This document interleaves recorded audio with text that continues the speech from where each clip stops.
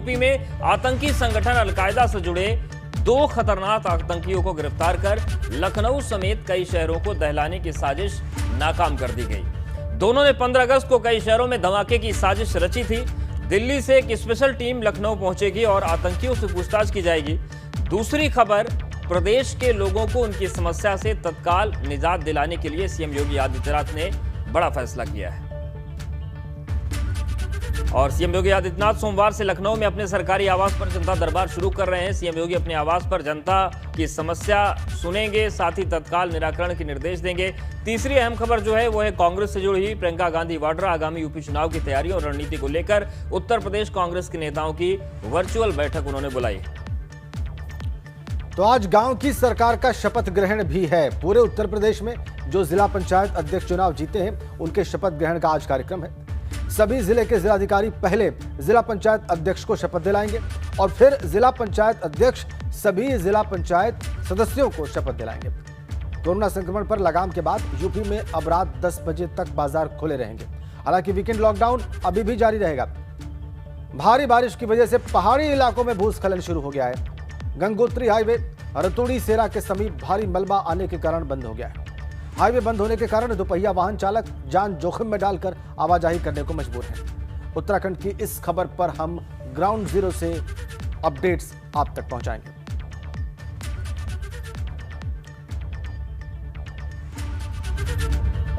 तो चलिए सबसे पहले पूर्वांचल की खबरों का रुख कर लेते हैं। चलिए शुरू करते हैं।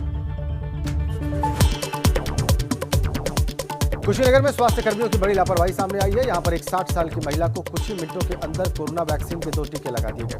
महिला ने इसका विरोध भी किया और अब स्वास्थ्य विभाग अपनी लापरवाही पर पर्दा डालने में जुटा है। महाराजगंज के एक मकान में मगरमच्छ घुस जाने से हड़कंप मच गया। वहीं गांव में मगरमच्छ को देख लोग दहशत में आ गए।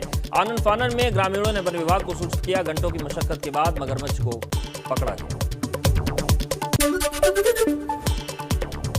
आजमगढ़ में 25 साल के अज्ञात युवक की चाकू से गला रेत कर हत्या कर दी गई। वारदात को अंजाम देने के बाद हत्यारे मौके से भागने में कामयाब रहे। मौके पर पहुंची पुलिस मृतक की शिनाख्त की कोशिशों में जुटी।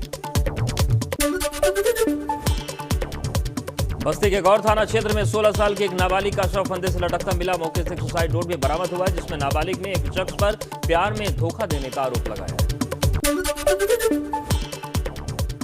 मऊ की रिटायर्ड अध्यापिका हत्याकांड का पुलिस ने खुलासा कर दिया है। टीचर से 1 लाख रुपया उधार मांगा गया था। 2 लोगों ने इसके बाद हत्या कर घर से जेवरात और नकदी लूटने का प्लान बनाकर इस घटना को अंजाम दिया। गोंडा में दबंगों ने बीडीसी के घर को जेसीबी लाकर ढहा दिया जिससे पीड़ित परिवार अब बेघर हो गया है। सूचना पर पहुंची पुलिस ने जेसीबी को सीज कर आरोपी जसवंत सिंह को गिरफ्तार कर कार्रवाई शुरू कर दी। पूर्वांचल की खबरें आपने सुपरफास्ट अंदाज में देखी। आइए अब कुछ और खबरों का रुख करते हैं, आगे बढ़ते हैं। यूपी को सीरियल ब्लास्ट से दहलाने की बड़ी साजिश का खुलासा करते हुए एटीएस ने अलकायदा के इंडियन सब कॉन्टिनेंट मॉड्यूल अंसार गजवातुल हिंद संगठन से जुड़े 2 आतंकी मिराजुल और मसीरुद्दीन को गिरफ्तार किया। दोनों आतंकी अपने आकाओं के इशारे पर 15 अगस्त से पहले राजधानी लखनऊ समेत दूसरे शहरों में धमाकों की साजिश रच रहे थे। एडीजी लॉ और ऑर्डर प्रशांत कुमार के मुताबिक पकड़े गए आतंकियों के बारे में सुरक्षा एजेंसियों से पुख्ता इनपुट मिला था और इसी के आधार पर यह दबिश दी गई। पकड़े गए आतंकियों के कनेक्शन अलकायदा संगठन से हैं। एटीएस ने मिनाज अहमद और मसीरुद्दीन नाम के 2 आतंकियों की गिरफ्तारी की है। इनके 2 साथी भी गिरफ्तार किए गए।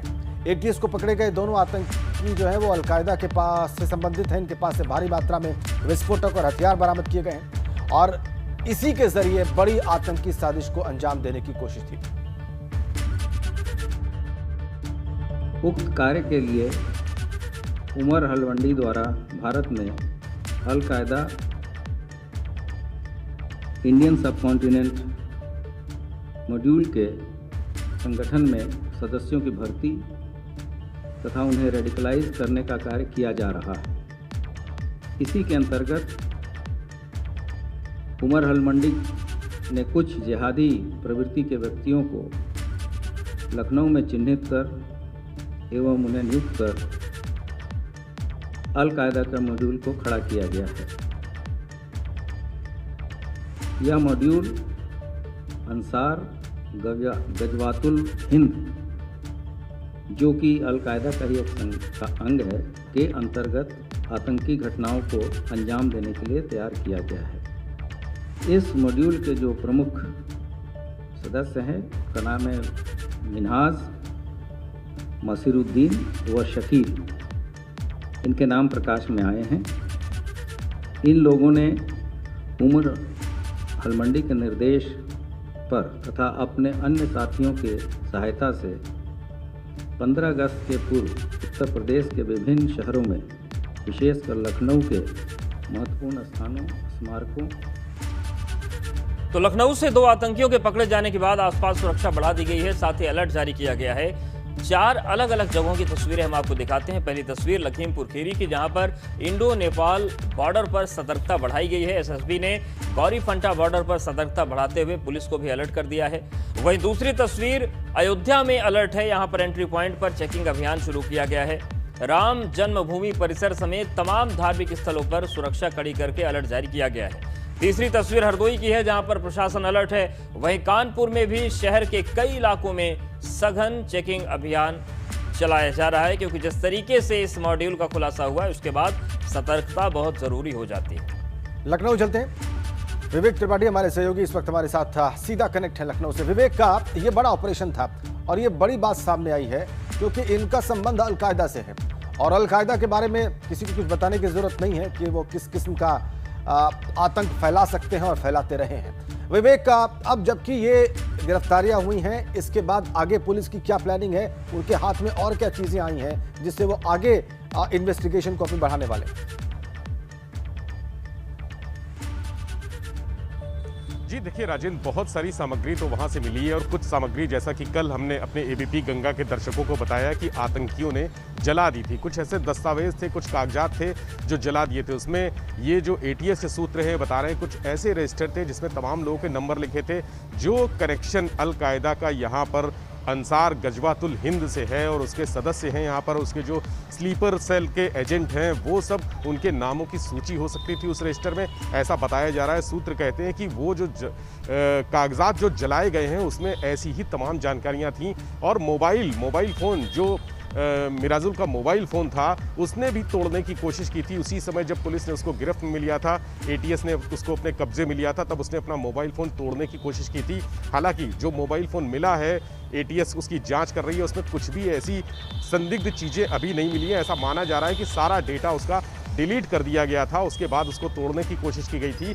लेकिन एटीएस के जो फॉरेंसिक एक्सपर्ट हैं वो उसके मोबाइल से सारी चीज़ें निकालने की कोशिश कर रहे हैं, डेटा रिट्रीव करने की कोशिश कर रहे हैं। जो व्हाट्सएप के डेटा हैं, देखिए आतंकी संगठन ज़्यादातर व्हाट्सएप कॉल पे ही बात करते हैं और ईमेल करते हैं, ईमेल के ज़रिए संवाद करते हैं। बहुत सारी ऐसी एटीएस ने जानकारियाँ दी हैं कि मेल को ट्रैक नहीं किया जा सकता है। ईमेल के द्वारा जो भी लिखा गया, अगर मेल भेजा जाता है तब तो उसको ट्रैक कर सकते हैं, लेकिन अगर किसी मेल में हमने कोई सामग्री लिखकर अपने पास सेव कर ली और उस मेल आईडी का पासवर्ड उसका आपके पास है या किसी के पास है, तो आप ओपन करके उसको चेक कर सकते हैं। ये तरीका संवाद का बहुत खतरनाक है, और बिल्कुल खतरनाक तरीका है। लेकिन विवेक, अब एक सवाल और भी उठता है विदेश में हो वो कि जिस तरीके से बार बार लखनऊ में इस तरीके के ऑपरेशन हो रहे हैं और इस तरीके के आतंकी पकड़े जा रहे हैं, सवाल यह है कि इन आस्तीन के सांपों को पालने वाला कौन है? कौन इनको फंड मुहैया करा रहा है? कौन इन्हें पाल रहा है? कौन संरक्षण दे रहा है? कौन सूचना दे रहा है? ये भी सवाल हैं। क्या इसके बारे में कुछ जानकारी मिल पा रही है? जी अब देखिए, 2006 में जब वाराणसी के कैंट में सीरियल ब्लास्ट हुए थे, तब भी आईएसआईएस का नाम आया था, अलकायदा का नाम आया था, और इसके बाद अब और 2017 में लखनऊ में जब आतंकी सैफुल्ला का इनकाउंटर हुआ था, तब आईएसआईएस का नाम आया था। तो धीरे धीरे यूपी एक बड़ा सेंटर बनता जा रहा है, क्योंकि यहाँ पर बहुत बड़े नेता हैं और पॉलिटिकली बहुत रिच है। पूरे देश में यूपी पॉलिटिकली बहुत रिच है, यहीं से देश की पूरी राजनीति गवर्न होती है। इसके अलावा जो धर्मांतरण के मुद्दे अभी आए हैं, हाल में धर्मांतरण का जिस तरह से बड़ा रैकेट का खुलासा किया है यूपी एटीएस ने, इसको लेकर तमाम आतंकी संगठनों और जो अतिवादी संगठन हैं उनकी नज़र यूपी पर बनी हुई है। और आगे विधानसभा चुनाव भी हैं, इसको लेकर तमाम लोग कोशिश कर रहे हैं कि जो बड़े राजनेता, अभी देखिए एटीएस ने जिन आतंकियों को कल पकड़ा है उसका अभी बहुत ज़्यादा खुलासा नहीं किया। आपको याद होगा कि कुछ दिन पहले एसटीएफ ने भी पीएफआई के कुछ सदस्यों को पकड़ा था, और जो एडीजी अमिताभ यश हैं उन्होंने प्रेस कॉन्फ्रेंस में कहा था कि ये लोग बड़े नेताओं को और राजनेताओं को और बड़े नौकरशाहों को निशाना बनाने की तैयारी कर रहे थे, उनको टारगेट पे लिया था। और उसमें संघ के भी बड़े पदाधिकारी थे। हम लोगों ने ये खुलासा किया था, एबीपी गंगा के दर्शकों को हम लोगों ने बताया था कि कितने लोग हैं, किस तरह के लोग हैं जो आतंकियों के टारगेट पर हैं। तो ये इतने बड़े टारगेट हैं यहाँ पर संघ के बड़े पदाधिकारी हैं। यहाँ पर मुख्यमंत्री योगी आदित्यनाथ बहुत बड़ा आतंकियों का एक निशाना है और हमेशा उनकी सुरक्षा को लेकर फिक्र रहती है। तो यूपी, खासकर लखनऊ, एक तरह से अलकायदा हो या ISIS हो, इनका एक सेंटर पॉइंट बनता जा रहा है। और यहाँ पूरे जो विश्व के आतंकी संगठन है, जिस तरह से अलकायदा ने अपनी गतिविधियां उमर हलमंदी के जरिए, जो अंसार गजवातुल हिंद एक संगठन है, ये कश्मीरी संगठन है, कश्मीर से ये यूपी आकर यहाँ पर अपनी गतिविधियां संचालित कर रहा है। और ये कश्मीर में जो कुछ भी आपने बताया विवेक, ये बता रहा है कि खतरा कितना बड़ा है। गजवातुल हिंद ही बिल्कुल कर रहा है, उसी के लोग। अलकायदा का ये अगर विंग भारत में इस तरह से सक्रिय है, यूपी में इस तरह से सक्रिय है, जो बहुत ही घनी आबादी वाला प्रदेश है, तो खतरा कितना बड़ा है इसका अंदाजा लगाया जा सकता है। इसमें कुछ अब ना समझने जैसी बात नहीं रह गई है। विवेक, अब 15 अगस्त ज्यादा दूर नहीं है और ये बात निकलकर सामने आ रही है कि इन लोगों की प्लानिंग थी, साजिश थी कि 15 अगस्त के आसपास ये कोई बड़ा टेरर स्ट्राइक उत्तर प्रदेश में कर सकते थे। तो उसको लेकर अब क्या व्यवस्थाएं बदली जा रही हैं, क्या उसमें तब्दीलियां की जा रही हैं, इन चीजों के सामने आने के बाद इसके मद्देनजर वे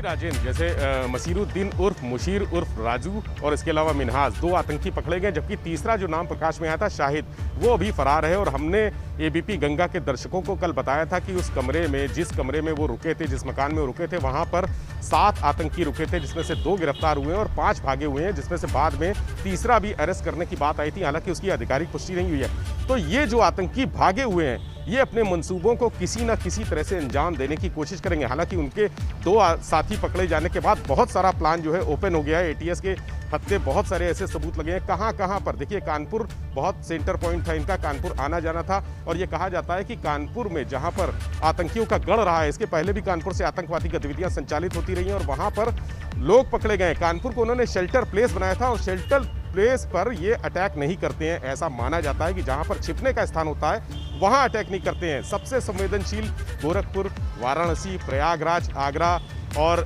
मेरठ, पश्चिमी उत्तर प्रदेश के कुछ और जिले इसमें शामिल है, जहां पर इस तरह की हमले की साजिश तैयारी की जा रही थी, रची जा रही थी। और लखनऊ के बहुत सारे स्थानों की इन्होंने रेकी की थी, बिल्कुल रेकी की थी, लेकिन सारी जानकारी अब खुल गई वक्त रहते और जो खतरे थे वो टल गए हैं, लेकिन पूरी तरीके से नहीं टले हैं, क्योंकि ऐसे ना जाने कितने राष्ट्रद्रोही अभी भारत का खाकर और भारत की थाली में छेद करने की कोशिश कर रहे होंगे। शुक्रिया विवेक आपका जानकारी और अपडेट्स को देने के लिए।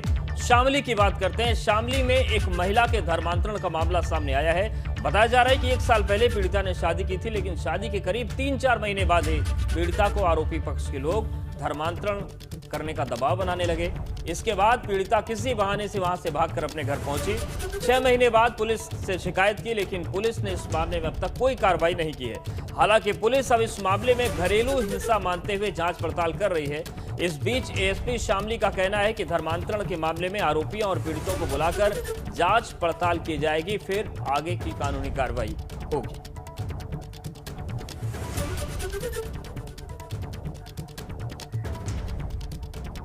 धर्मांतरण की शिकायत है, लेकिन पुलिस फिलहाल घरेलू हिंसा की कार्रवाई कर रही है और यही हिला हवाली एक बड़े मामले को अंजाम देती है। ऐसे में शामली पुलिस को कम से कम धर्मांतरण के बढ़ते मामलों को देखते हुए गंभीर होने की जरूरत है।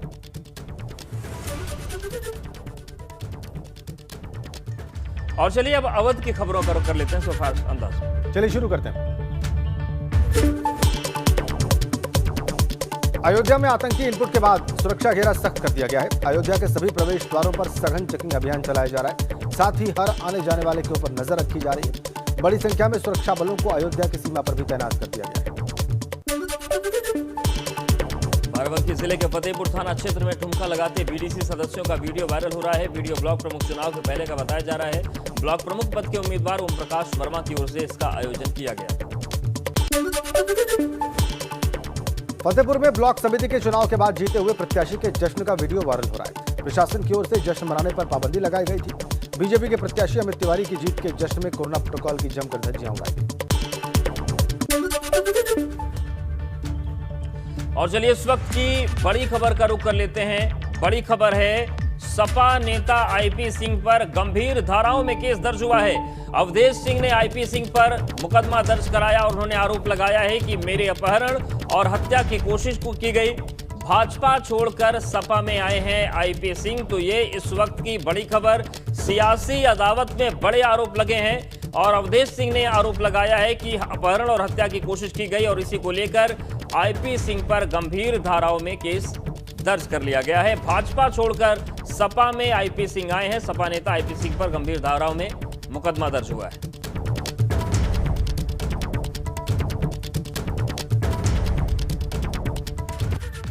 और आइए आपको मौसम का अपडेट दे दें। लखनऊ से खबर है, यूपी के कई इलाकों में गर्मी से राहत मिलेगी। जी हां, 14 जुलाई तक बारिश होगी, ऐसा मौसम विभाग कह रहा है। पश्चिमी उत्तर प्रदेश और पूर्वांचल के कई हिस्सों में आज बारिश की संभावना है।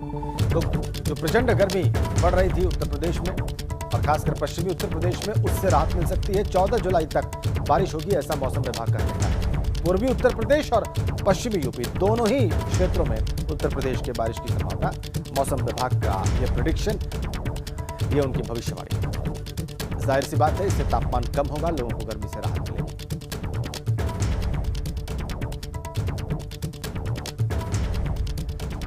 और उत्तर प्रदेश के कई जिलों में आंधी पानी आफत लेकर आया। गरज चमक के साथ आकाशीय बिजली गिरने से प्रदेश में 28 लोगों की मौत हो गई। मरने वालों में पुरुष महिलाओं के अलावा कुछ बच्चे भी शामिल हैं। एक दिन में इतनी बड़ी संख्या में मौत की खबर से पूरे प्रदेश में हड़कंप है।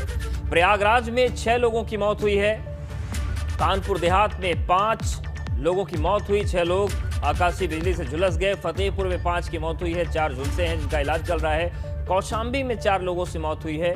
फिरोजाबाद में 3 मौतें हुई हैं आकाशीय बिजली से। श्रावस्ती में 9 और सोनभद्र में 5 लोग झुलस गए। साथ ही झांसी में एक बुजुर्ग आकाशीय बिजली की चपेट में आ गया।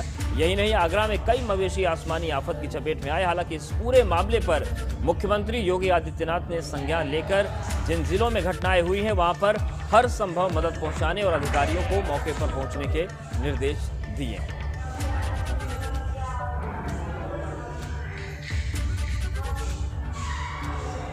उत्तराखंड के ऋषिकेश में गंगा में नहाने गए 5 युवकों की गंगा में नहाते वक्त डूब गए वो, और इसमें 2 सगे भाइयों सहित 3 की दर्दनाक मौत की खबर है, जबकि 2 को सुरक्षित बाहर निकाल लिया गया। गंगा में डूबे सभी 5 लोग मुजफ्फरनगर के रहने वाले हैं और आपस में रिश्तेदार बताए जा रहे हैं। इस मामले की सूचना पर उत्तराखंड पुलिस ने गोताखोरों की मदद से गंगा में बहे बाकी 3 लोगों को तलाशना शुरू किया। इसमें बहुत मशक्कत के बाद 2 युवकों के शव बरामद किए गए हैं, जबकि एक युवक का शव अभी तक बरामद नहीं हो पाया। दुर्घटना की जानकारी जैसे ही मृतकों के परिजनों को हुई, परिवार में कोहराम मच गया। यहां पर आपको बताएं कि दोनों मृतक सगे भाई मुजफ्फरनगर के समाजवादी पार्टी के वरिष्ठ नेता राकेश शर्मा के रिश्तेदार थे।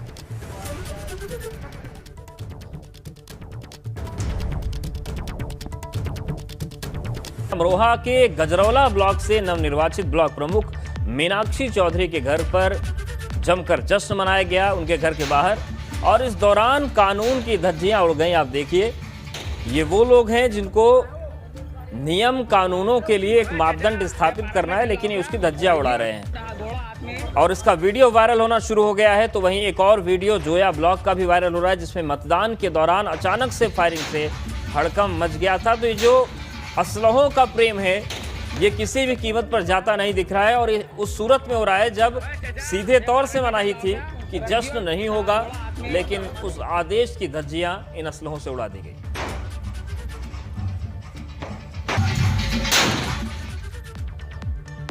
और बाराबंकी के फतेहपुर थाना इलाके के एक मैरिज लॉन में बीडीसी मेंबर्स के डांस का वीडियो वायरल हो रहा है। कहा यह जा रहा है कि भाजपा के ब्लॉक प्रमुख प्रत्याशी ओम प्रकाश वर्मा ने इसी गेस्ट हाउस में बीडीसी मेंबर्स को रखा था और बीडीसी मेंबर्स के मनोरंजन के लिए शनिवार को एक पार्टी रखी गई थी। इसमें कई डांसर्स भी बुलाए गए। इस वीडियो में बीडीसी मेंबर्स के साथ ही ब्लॉक प्रमुख पद के भाजपा उम्मीदवार भी ठुमके लगाते साफ नजर आ रहे हैं।